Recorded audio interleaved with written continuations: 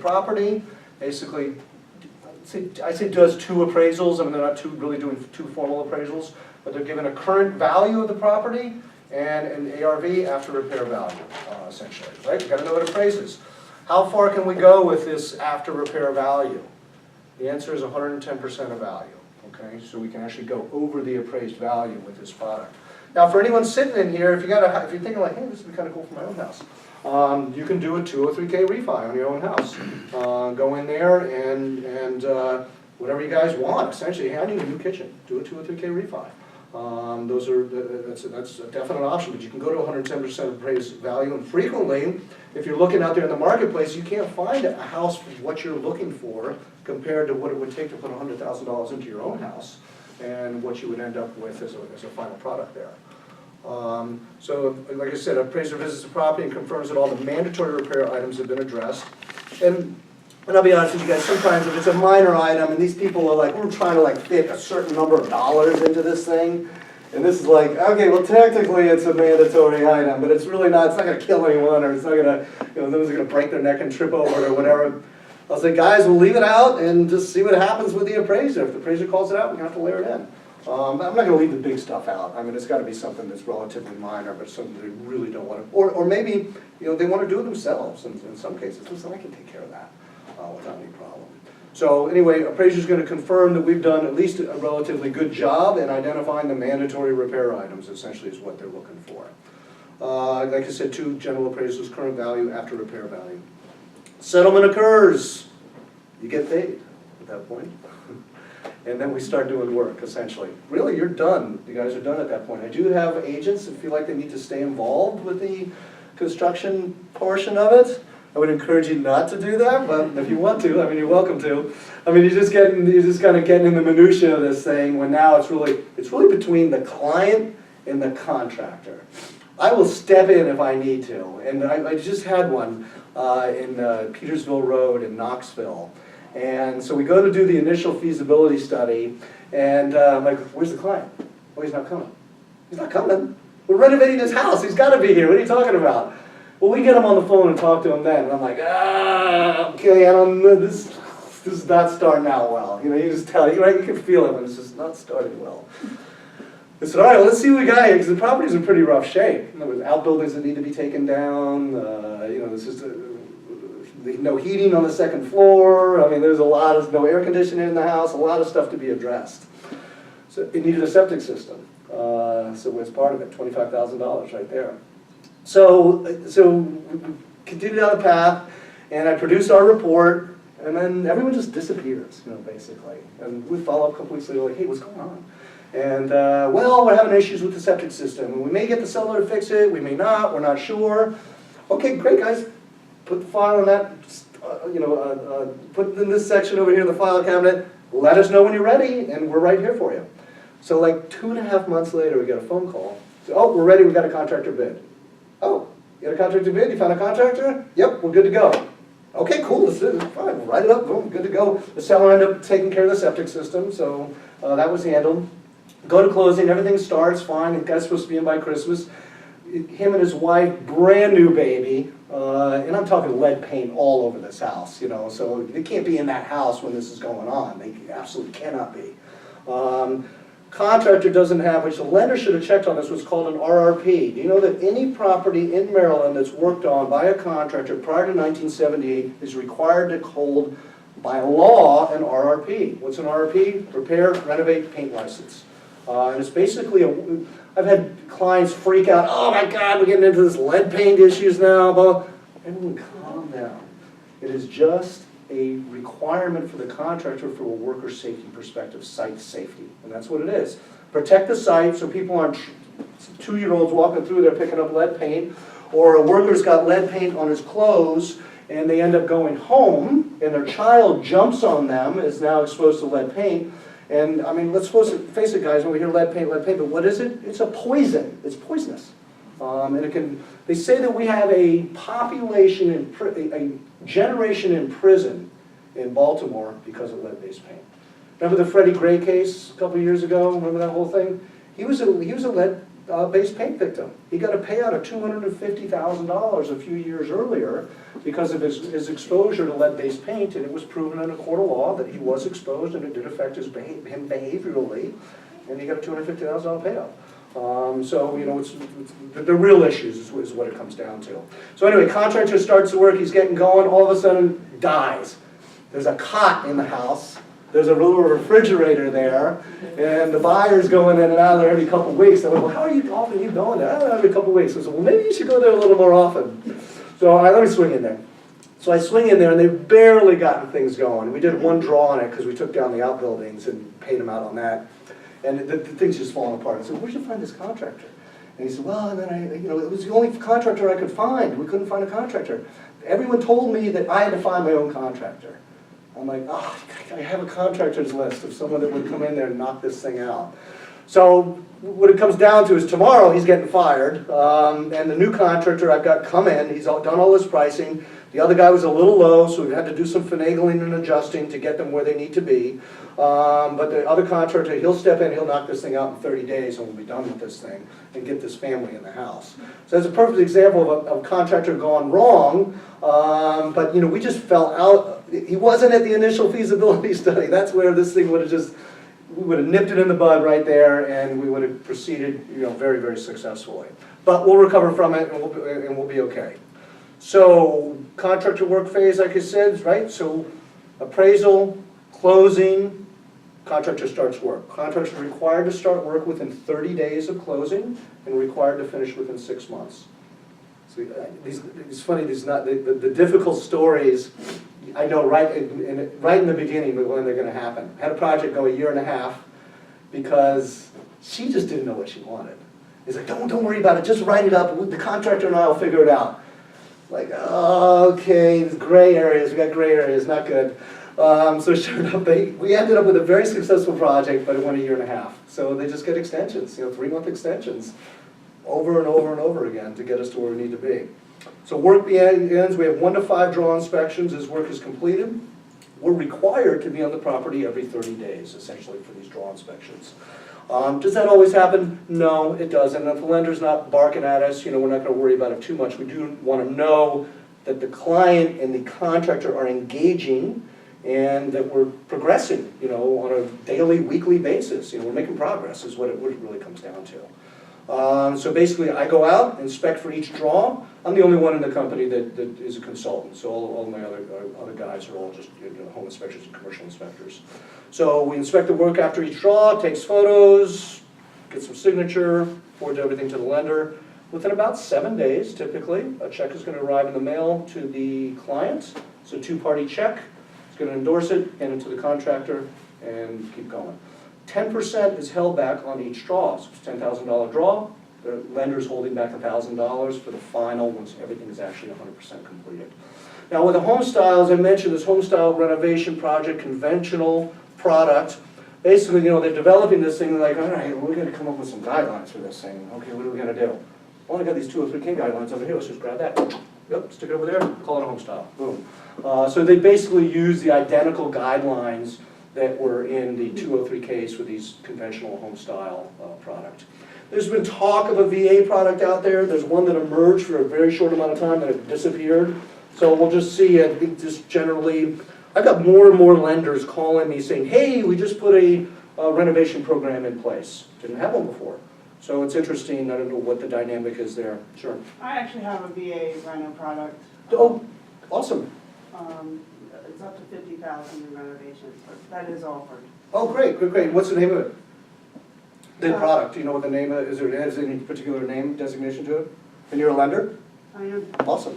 And you are? Jennifer Lewis. Oh, okay, great. And who do you work with? Motto, but I work with wholesale lenders, so. Okay, great. This product I'm talking about is with Plaza Home Mortgage. Okay, okay, fantastic. So there is a VA product out there, There is. Plaza Home Mortgage. Is anyone else doing it that you know of? Yeah, Yeah? I know a couple other people that are doing it, I think now. Okay, It's very new. yeah, There's a conventional lender out there with a $50,000. okay. Streamline. Oh, that's Second page. this was sitting right here, thanks. Second page, that's what she was talking about. Okay, streamlined product, so right. may not involve a consultant, I guess, if it's, it may not, yeah. And then there's lender overlays on, like, and I'll get into where is a consultant required and where is a consultant not required. But it's very possible on that product it's not. They just work off a contractor's estimate, essentially. So typically on these streamlined products, there's 50% of the money is cut at the settlement table and the balance 50% upon the completion of all the work. So at least the contractor's getting some money to start working in the beginning and so forth, so, yeah. Are any of these products for investors, or are they all primary residents? They are all primary residents at this point in time. There's been a lot of conversation with FHA in creating the investor product, so I wouldn't be surprised if something emerges there, but right now it's all owner. I actually have an investor home style loan. They have to have 25% into the transaction, but Awesome. and it's on purchase and refi. Cool. Great. So it's short-term, long-term? Meaning if someone's rehabbing a property, is going to turn around and let's say, I don't like the word flip, so I'm very hesitant to, because there's a difference between a flipper and a rehabber to me. I mean, we do them as 30 years, so. Okay, yeah. But if they want to turn around and sell it after 90 days or 6 months, they can? Correct. Okay, yeah, cool, great. And any limits to it? No? Nope, on the home style, 25% down, yep. okay. And then renovations can't exceed 75% of the property's value. Okay, 75% of the value. And I guess that comes in with your 25% down. You're not gonna exceed that portion of it, right? Great, fantastic. So Whenever utilities and water is not on the property, we hold 15% contingency. 15%, and that's pretty typical. So if you guys caught that, FHA. right, so no utilities on, water's not on. And I this don't is- know what that means. So you go into the property, the water's been turned off at the street, right? So we don't have functioning water in the property. Maybe the power's out as well. And so in that case, the bank is going to insist upon a larger contingency number. So if it's a $100,000 project, automatically the bank is going to insist upon a 10% contingency for unforeseen circumstances. So now your $100,000 project's $110,000. But there's going to be $10,000 sitting there extra if we run into anything that's unforeseen. In the case of the utilities being off, or water being off, power being off, and so forth, it's going to be at least 15%. In some banks, it's going to be 20%. So they want to know there's extra money there in case there's some unforeseen circumstances based on the lack of power or lack of water. So when that money isn't used, after all renovations and stuff are done, whatever's left of that contingency bucket is applied to the principal balance on the loan. Right. So the downside is people's expectation is like, oh, great, it's going to reduce my payment every month. No, it's not going to do that. You're just going to save a couple payments at the end of 30 years. Yeah. So what do I say to people? Use it. Basically, find something you want. We didn't do the kitchen floor because you didn't have the money. Well, you got an extra $10,000 sitting there, do it. Or not. I don't really try to talk them into it, but I mean, hey guys, you can do this. All it's going to do, and there's times when people are not going to do it, and usually it's because they're going to refi again. And they want to get the principal down as much as they can. But if they're waiting to save 3 payments at the end of 30 years, I mean, might as well just put it right, put it into the property essentially. So after these draw inspections we get to the point of a final inspection. Everything gets paid out. Someone else comes out to that property after us, an appraiser or a third-party inspector, just to make sure that we're not all playing games out there. Essentially, I guess is what they're doing, because I do get these third-party inspections after 2 to 3K has been completed, and we come in and look at the whole project from start to finish, all the paperwork associated with, all the work write-ups, all the inspections, and we do an evaluation of both the property and the other inspector, the other consultant, I should say. So contractor payment structure. So this part can be difficult for a lot of contractors. No money up front, no deposit, no upfront payment whatsoever. A contractor does not get a dime and a full work write-up 203K. Basically, they've got to self-fund this thing through these draws. So contractors schedule 1 to 5 draw inspections. And people, I have contractors that are new at this come to me and says, well, we got to create a draw schedule. I say, no, we don't. Don't worry about it. Just get stuff done and you'll get paid on it, basically. So, hey, I got the roof on, I got the windows in, I'm ready for a draw. Great, no problem. So it's a matter of them prioritizing with the buyer on what either needs to be done to get them moved into the property or what items make the most sense to get done first. This guy and this other one I was telling you, we're gonna find the contractor, we're rewiring this entire house. Well, they painted everything. I mean, this is the stupidest thing, right? I mean, we're gonna mess up the paint rewiring this house. So it's very unfortunate. We're gonna have to try to figure out some creative ways to do that, essentially. So, and I mentioned less than 10% reserve. So contractors getting checked, it's $10,000 draw, $1,000 held back in reserve to the final, essentially. And like I said, contractors paid remainder including reserve upon successful completion of the project.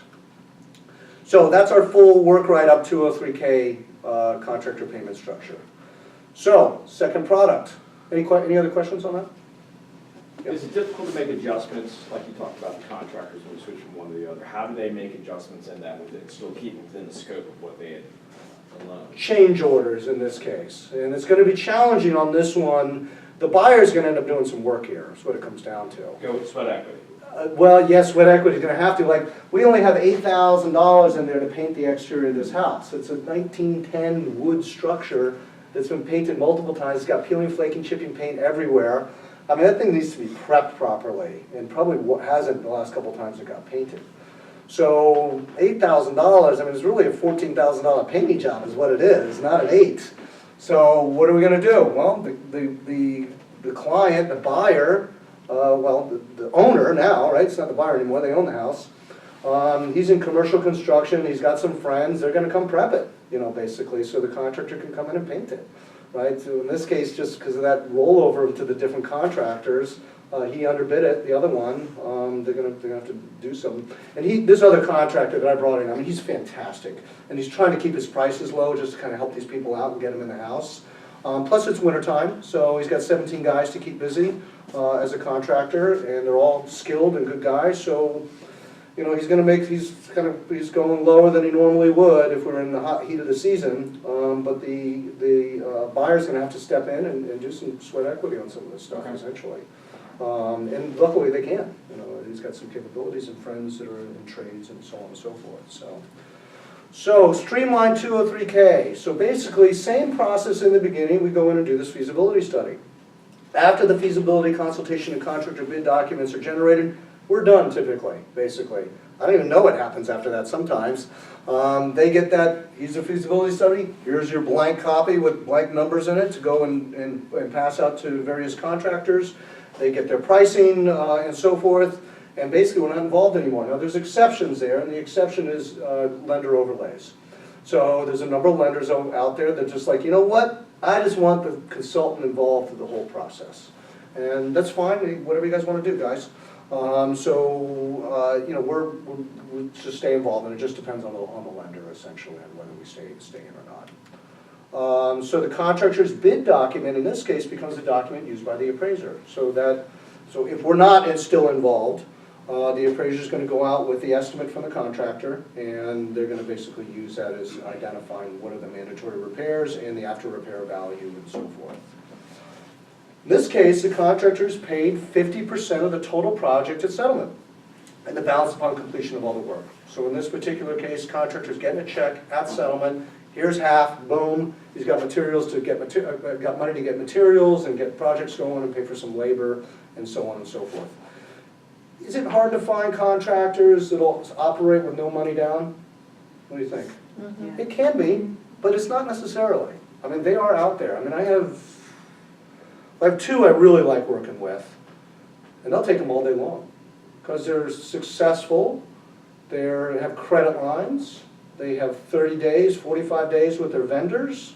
As long as they've got some reserved cash for themselves and they've been smart about business, they've got money to pay the labor and credit with their vendors to buy materials. So if they've got a good reputation and they've done solid business over the years, it's not so hard to find them, essentially. The bank does need to approve the contractor. So like in this last one, I'm like really scratching my head. I'm going to call the lender, like, how did this contractor get approved? He's got 5 DUIs. He's got a drug possession charge. He's had 2 lawsuits in the last year. I mean, right there, just the 2 lawsuits in the last year, he should have been out, right then, out of it. So I don't know, I won't say who the lender is, but and really it's underwriting. It's not really the lender. It's the underwriting that should have caught that stuff and validated it. and so forth. I mean, I didn't even do permit verifications on this. Typically on these, I get a form from the lender, permit verifications. That means who did I talk to and what time did I talk to them down at the county and whoever that was, and what permits do we need essentially for all this stuff. So permit validations, and we typically do that, yeah. Do you circle back and make sure that the permits are closed out properly? Absolutely, most definitely, yep. Yeah, the lender's not paying the final payment until we have proof of permit's been closed out. Critically important, they're very highly focused on it in underwriting and in the draw departments. So a lot of these things get sold. When they go to closing, all of a sudden we're dealing with someone new when they get sold. There's a number of companies who keep them in-house, and they have draw departments that follow up on this stuff and stay on top of it. First Home Mortgage is one of them. We do a lot with First Home Mortgage. They keep everything in-house. They have a draw department down in Glen Burnie. NFM is another one. They keep everything in-house, so nothing gets sold off. And I don't think it's a negative if it gets sold off, really. I've never really had a problem with any of these draw departments. The investors on these things, which sometimes are private people, you know, they want to know that things are going to go well. So the kinds of money that they're putting in these funds for investment, you know, they want to be very confident that all the pieces are in place to follow this through and protect their assets, essentially. So like I said, 50% is paid up front, 50% upon balance of completion of the job. So a couple before and afters. So this was down in Berkeley Springs. We just finished this project. If you can see the front door over here, there's a wall here, kitchen sink, right? So there's another wall here. There's our after. So we took this wall out, took this wall out, opened it all up so it's one big room, put an LVL in here. So we're in Berkeley Springs, West Virginia. What kind of permits do you think we needed for that? None? Not one? No. Rewired the whole house, redid the bathrooms, redid the plumbing in the entire house. This is a structural wall here. When the contractor first put it in, I came in, I'm like, there's a sag in that beam. He goes, yeah, I know. But what are you going to do about it? So I'll get an engineer in here, we'll resize it. Okay, I probably would have done that in the beginning myself, personally, but okay, fair enough. Got an engineer in, resized the beam, took that one out, put another one in. That wouldn't happen around here, right? I mean, the permits and the inspections downtown, they want to see a plan. What are you going to do here? How have you spec this beam? What's the load requirements here? And so on and so forth. Wouldn't happen. There's other parts of West Virginia that's not the case, but in Berkeley County that is the case. No permits. What was the cost of that project? About $110,000. What size home is it? I think it was about 2,400 square feet. Yep. So again, so this is a hallway going down, this kind of faux glass here. I had another room on the other side. So I should have got better finished pictures of the bathrooms, because the bathrooms turned out really very nice. So all that paneling gone, took it down to the studs and so forth. Yeah, just new, oh, that's old one. So new flooring, luxury laminate throughout, or vinyl, luxury vinyl, sorry. Painted everything, obviously. So nice little project. Knoxville, so in this case, new siding, new HVAC equipment. House did not have air conditioning before. New siding, new windows, I think we did on that one. If you remember these old 1910 houses down in Knoxville that you see, it's got a back porch there. So I took the back porch and encompassed it into the kitchen, so it became part of the kitchen, so you have a much larger kitchen out of it. I need more before and after, so sorry guys, because we've done some beautiful projects. Overgrown vegetation, the house needed a roof, new roof. Updated the kitchen, old kitchen over here, new kitchen here, same footprint. So Frederick County, same footprint. Do we need a permit? Probably. Yeah, you need a plumbing permit for that one, yeah. Electrical, no. Plumbing, yes. I do another 1-hour presentation. It's actually pretty entertaining on, I need a permit for that? Is the title of it. So we go through Frederick County, Washington County, Frederick City, Hagerstown City. Where do we need permits? Because they're different in all of those places. In Washington County, to change out HVAC equipment, you need a mechanical permit. In Frederick County, you don't, unless you're changing out like an oil furnace. See you, Shelley. Great, thanks. She's got it. Kids are getting out 3 hours early, so. So you're changing out an oil furnace and you're putting in a heat pump. Well, mechanical permit's not required in Frederick County. Do we need a permit for that? The answer is yes, you need an electrical permit because we're pulling wire. Anytime you're pulling wire, you need an electrical permit, period, is what it comes down to. But I do a whole thing on permits. It's interesting. So back through a little overview in this case. So overview of the full work right up to 203K. Starts with the feasibility study. That's the consultant, the buyer, and the agent, right? Do we have a project? What's the cost if a feasibility study turns out to not be feasible? We charge $550 for a feasibility study. If it's not feasible, you don't owe us anymore, essentially. So, otherwise there's some other fees, for the additional steps involved. And again, we're kind of, right on the price of a home inspection. Not so far off. Depends on the size of the house. If it were to go forward but not in the same way, could that be used as the inspection report? It just depends on, it's a hard one to answer because it depends on the situation, really. It just depends on the dynamic. Because we are identifying repairs, right? We are identifying, but I'm not looking at a window saying, hey, it's a double hung vinyl window and it functions correctly and so forth. So we're not making those statements. We're only commenting on the items that are requiring some type of repair under those three categories, so essentially. At least you've got a list of the mandatory repairs in there for sure. So do we have a project? Agent? Is the property going to appraise? Looking at the comps and so forth. Us is about what it's going to cost. And in this case, the lender, it's like, yeah, they're approved for that. Okay, great, keep going forward. Next, go to a contractor bid and SOR write-up phase. It's the contractor, the buyer, the consultant. I really should have the lender in there as well. Is involved. So our SOR write-up stage, complete all that. We've chosen a contractor. We're moving forward. Goes to the appraisal phase. It's the appraiser. Current value, essentially after repair value. Yep, we're still going forward. At what level can we go above the appraised value? 10%. 10%, right, 110% of appraised value. Settlement occurs, you guys get paid, you're done. Now if it's your first one, you're like, phew. If it's your second and third, you're like, this is nothing, let's do this thing. And come on, that's the truth with anything. Anyone remember their first transaction in here? First real estate transaction? Yeah, right, I mean, it's complicated. Second one, third one, fourth one, fifth one, we got this thing, we're rocking. Of course, you got a great broker back there to help you out with that stuff as well, so. So settlement occurs, like I said, you guys get paid, boom, essentially you're done. Work begins, buyer, the contractor, and us. Work reviews and draws. And a lot of times I don't know what's going on here. I really like to meet with these guys when we go to this draw phase. I want to look at everyone in the eyes here and see what's going on. See if there's not like some uncomfortableness going on between them, and sometimes I will, I'm like, can I talk to you for a second, to the buyer, and like, well, is everything okay here? Is everything going all right?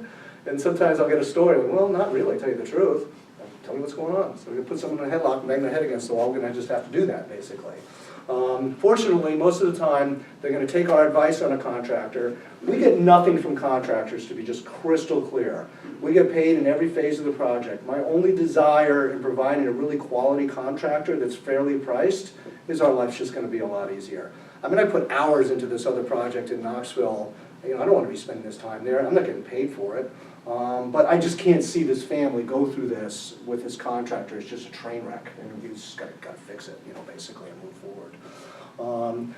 Lesson to me, though, next time a buyer's not there for a feasibility study, I'm like, stop, time out, we're walking out of here and get the client here. Or I'll meet him back there or something, but I got to meet with him on that property or her on that property to establish that, that we're all on the same page here. And they understand that they have some options here in a lot of different areas, and not just from one person telling me. If the person on the lending side is their first time doing a 203K or first time doing a renovation loan, they may just not know. They may have the best interest of the client in mind, but they just may not know, essentially.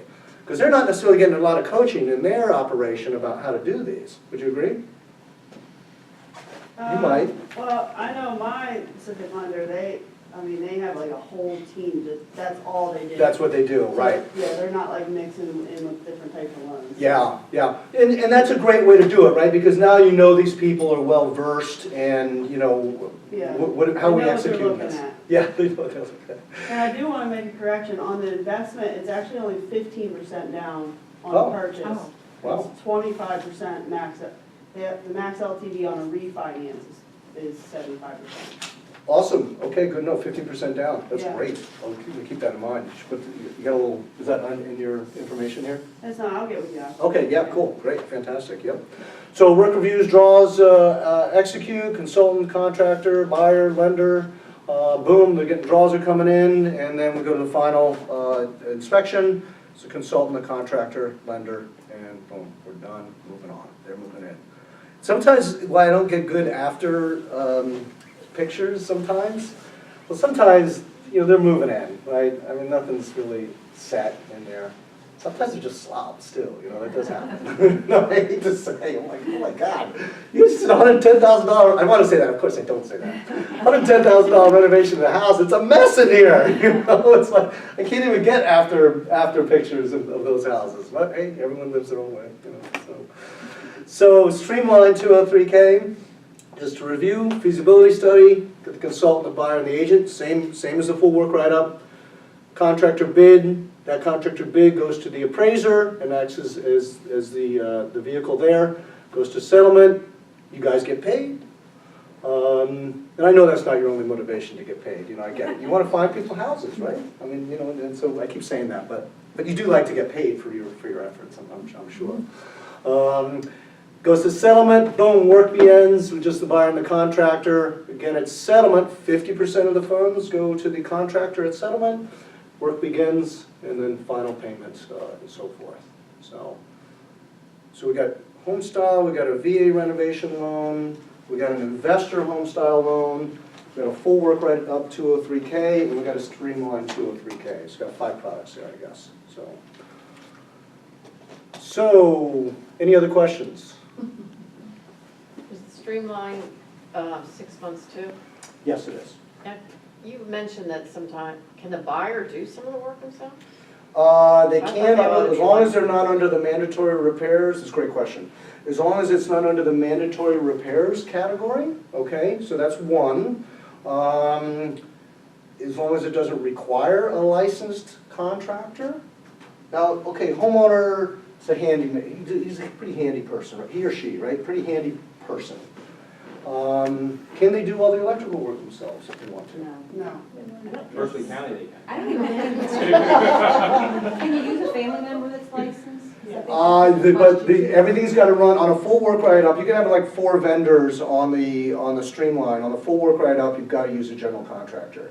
So only if the general contractor is okay with like, yeah, fine, they can do it, and I'll pay them. So electrical work, right, requires some skill, licensing, and so on and so forth. The answer is yes, they can. But they've got to go take a class with the county and pass a test, and the homeowner can do the electrical work themselves. And that's true of any renovation in the county that requires a permit, in both counties. They get a home improvement license, is that what you're saying? No, it's not. It's a specific electrical exam that the county gives. And there's a book that they have to study for it, and they have to go pass that exam. And they got to know what they're doing, is really what it comes down to. And it's going to be permitted, and the county's going to come in and inspect the electrical work as it's done and so forth. But someone can go and take that exam and study for it. They have to study for it, unless they're an electrical engineer or something like that. Go take that test, and they can do it themselves, essentially. So, any other questions? Does that sound like something you could use? Yeah? Cool, great. So I'm 47 minutes in, I committed to an hour. I'm going to do a little more self-promotion. Are you using these tools? So what are they? Real estate dashboard for your smartphone. Who's using their dashboard in here?